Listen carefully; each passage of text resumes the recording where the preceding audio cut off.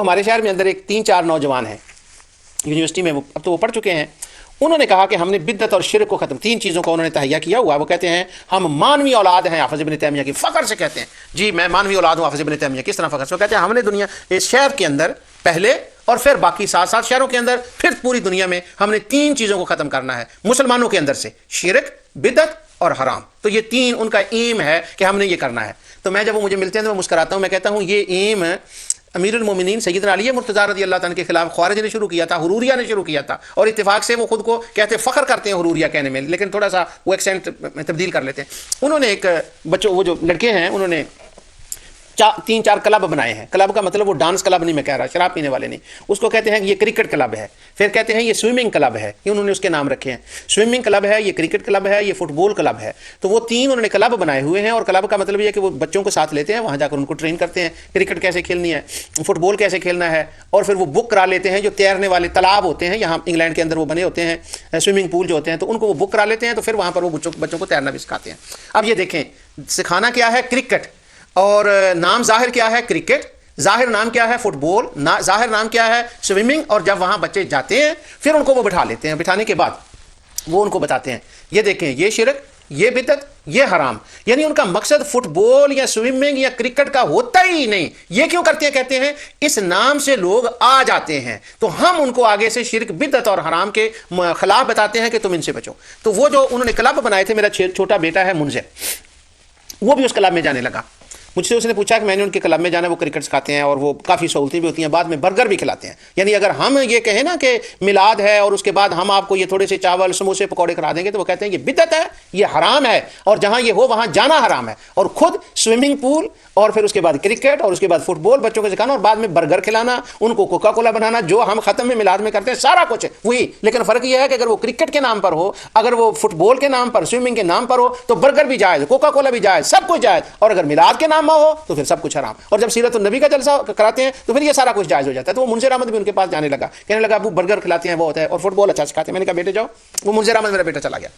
اب انہوں نے وہ جب سکھاتے تو ہر سیشن کے بعد وہ میلاد کو لے کر بیٹھتے ہیں، اور پھر سیرت النبی کے لیے بچوں کو کہیں کہ ہم نے وہ سیرت النبی کرنی ہے تو وہاں جائیں اور آ جائیں.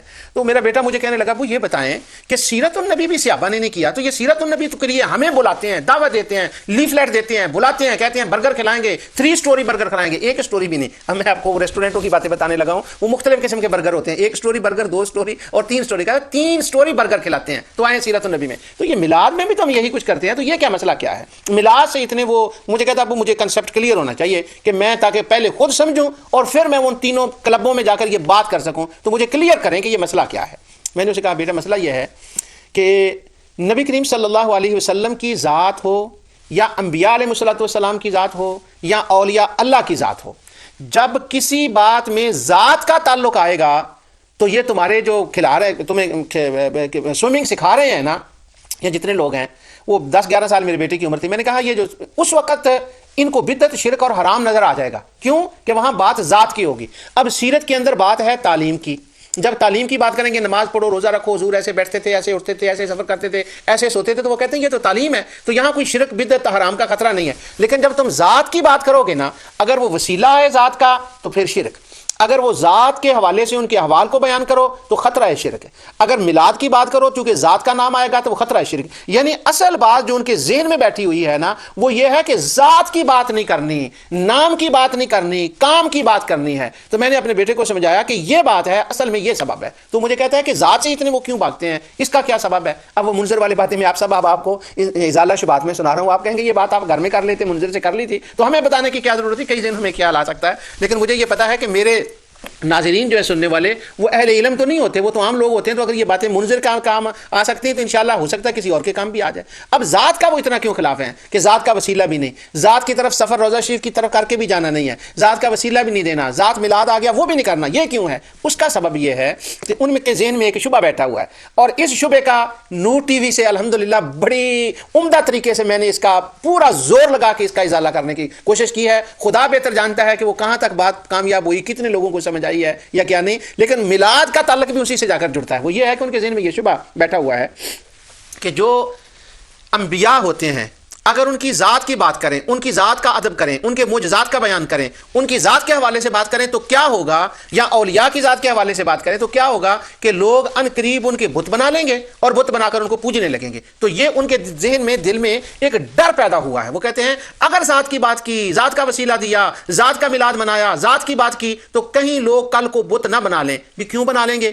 وہ کہتے ہیں اس لیے کہ پہلے زمانے میں بھی کچھ نیک لوگ تھے، لوگوں نے ان کے بت بنا لیے تھے جانے کے بعد، تو ہمیں یہ خطرہ ہے کہ اگر میلاد میں ذات مصطفیٰ کی بات کی گئی، حسن مصطفیٰ کی بات کی گئی، معجزات مصطفیٰ کی بات کی گئی، ولادت مصطفیٰ کی بات کی گئی، تو ہوگا کیا، اس امت کا تعلق ذات مصطفیٰ سے جڑ جائے گا، وہ ان کی ذات کی باتیں کرنے لگیں گے۔ جب ذات کی باتیں ہوں گی تو کل کو کون جانتا ہے، ہو سکتا ہے کہ کوئی حضور کا بت بنا کر پوجنے لگ جائے۔ استغفر اللہ العظیم۔ تو یہ بیماری ہے ہر طرف سے جو ان کے ذہن میں ہے، ورنہ ربیع الاول کو تو وہ خود سیرت النبی کرتے ہیں، تو وہ سیرت النبی کیوں کرتے ہیں؟ میں نے ان کو، بیٹے کو بتایا کہ چونکہ ان کے ذہن میں یہ خیال ہے کہ اس سے کچھ شرک بدعت نہیں ہونے والا اور میلاد سے ہونے والا، اس لیے اس کی مخالفت میں پورا زور جو ہے وہ لگا رہے ہیں۔ میں آپ کو یہاں ایک مولانا بات سناؤں، مولانا بشیر صاحب رحمۃ اللہ تعالی علیہ کی کتاب میں، ان کی وہ کتاب تھی واعظ کی، جو ہے نا وہ واعظ کرنے کے طریقے پر جو انہوں نے کتاب لکھی، بچپن میں نے وہ یہ بات ان کی کتاب میں پڑھی تھی، اور آج مجھے وہ بات کر کے سمجھانے میں شاید زیادہ کچھ فائدہ ہوگا۔ وہ بات یہ تھی کہ مولانا بشیر صاحب رحمۃ اللہ علیہ نے لکھا کہ کوئی بندہ ایک حکیم صاحب کے پاس گیا، اس نے جا کر کہا کہ میرے سر کو کچھ درد رہتا ہے، کافی عمر کا تھا، تو وہ حکیم صاحب کہنے لگے کہ یہ آپ کو کمزوری ہے۔ اس نے کہا میرے گھٹنوں میں درد رہتا ہے، اس نے کہا، حکیم صاحب نے کہا یہ کمزوری ہے۔ اس نے کہا میری بیک میں درد رہتا ہے، وہ کہنے لگا کمزوری ہے۔ تو اس نے کہا میرے جو ہے پاؤں جو ہے نا وہ لڑکھڑاتے ہیں جب میں چلتا ہوں، تو حکیم صاحب نے کہا یہ کمزوری ہے۔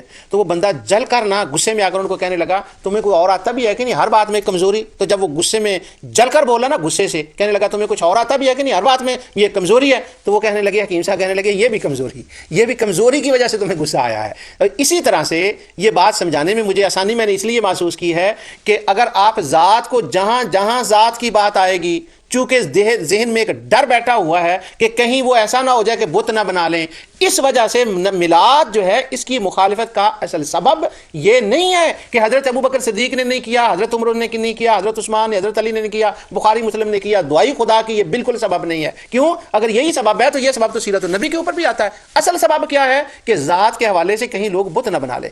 حالانکہ میں یہ بات کلیئر کر چکا ہوں 12 مرتبہ، پہلے زمانے میں کسی نیک بندے کے بت نہیں بنائے گئے، وہ تو سارے جتنے بت تھے وہ تو سارے کے سارے بنائے گئے تھے ستاروں کے۔